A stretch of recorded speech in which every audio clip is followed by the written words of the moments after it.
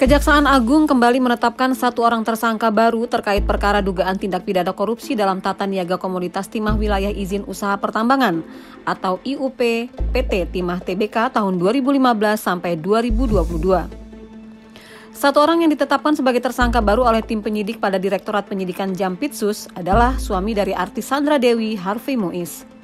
Usai ditetapkan sebagai tersangka, Harvey langsung dilakukan penahanan di Rumah Tahanan Salemba Cabang Kejaksaan Negeri Jakarta Selatan. Kapus Penkum Kejagung Ketut Sumedana mengatakan Harvey Muiz dinaikkan statusnya sebagai tersangka setelah ditemukan alat bukti yang cukup. Ia menjadi tersangka dalam perannya selaku perpanjangan tangan dari PT RBT. Dia juga menjelaskan dalam keterangan tertulisnya Rabu 27 Maret 2024, hingga saat ini tim penyidik telah memeriksa total 148 orang saksi dalam perkara ini. Tim penyidik bidang tindak pidana khusus telah memanggil 6 orang saksi dalam kasus tata kelola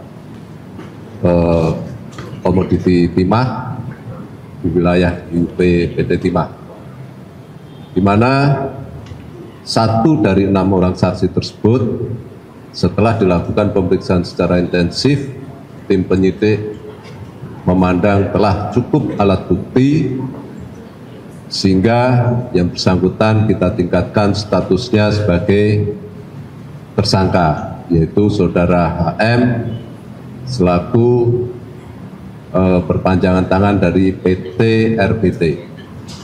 Ditambahkannya, kasus ini bermula sekitar tahun 2018 sampai 2019. Harvey selaku perwakilan PT RBT menghubungi tersangka MRPT alias RZ selaku Direktur Utama PT Timah Tbk dengan maksud untuk mengakomodir penambangan timah ilegal di wilayah IUP PT Timah Tbk. Selanjutnya, terjadi pertemuan antara Harvey dan MRPT alias RZ.